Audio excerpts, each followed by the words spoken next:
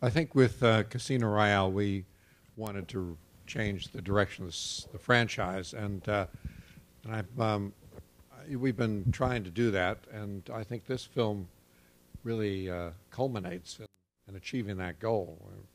It's Daniel's really come into his own, and the way it's been received by the public's been fantastic. It's unusual for a director to come onto a movie and be working with a leading actor who knows the part he's playing better than you do.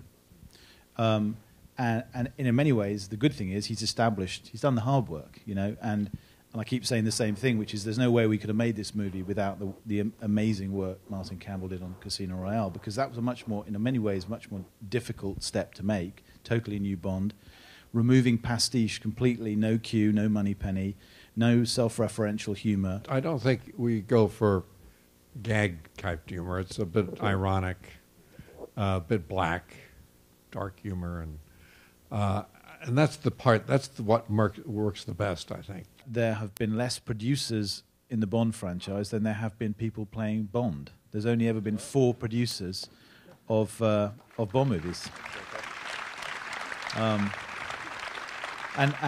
you feel that it's a family business, and you know, what are the chances, the coincidence that one of the great and most famous producers of all time, Cubby Broccoli, should have 2 children who are born producers. But it is true, and saving their presence. And they make it feel possible for you to make something that is part of their world and yet somehow also your own. Roger is one of the greats. I mean, I think that's not an opinion, that's a fact. He is very detail-oriented. He wants a lot of prep, which we needed on this movie. He's an incredible worker. He's very quiet and focused on set. I think the big thing for him was, and for all of us really, well, for me included, is that, you know, my normal way of working with Roger is 1 or possibly 2 cameras and 1 crew. But on a Bond movie, you're the head of a huge department. If you're the cinematographer, you have your first unit. You're often shooting on upwards of 6, 7, 8 cameras, depending on what the scene is, what the stunts are. You've got a second unit, you've got a splinter unit, you've got a miniature unit. You're working in tandem with visual effects, special effects, and departments that simply don't exist on smaller movies. So for him, it was a leadership thing, too. He had to be prepared to be the leader of that department, you know, and as did I. And I think that, you know, it was very much, it was very important that we had the embryo of the film in our head the whole time, because you can lose that very quickly when you're being pulled in all directions. I wanted to return, perhaps, to some of the more flamboyant theatrical Bond villains of the early years, the Dr. No's and the Goldfingers and the Rosa Klebs.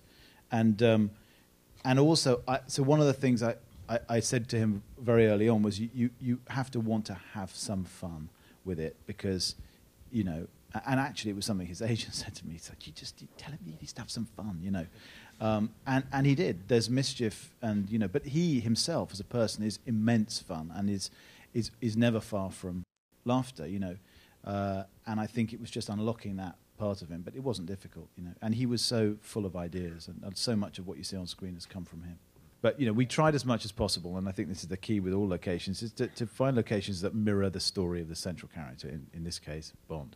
And ultimately, you know, there's a great danger to showing locations simply for the eye candy, and not because they mean anything or they add anything to the story. And I felt that what we needed at the beginning, which was Istanbul, was you know, bustling and lively and full of colour and warmth and things that then become absent from the film when Bond effectively dies. And when he comes back, it's a very monochromatic world. It's very empty. He comes back, effectively, when he comes back from his death, as it were, he finds everything changed. You know, M isn't giving the orders anymore. MI6 is in a different place. Q is a young man, and Bond, is the dinosaur. Bond is the past, really. And the movie is about whether he is the past or the future, you know. And because they told me he had 2 more movies, he had to be the future, so...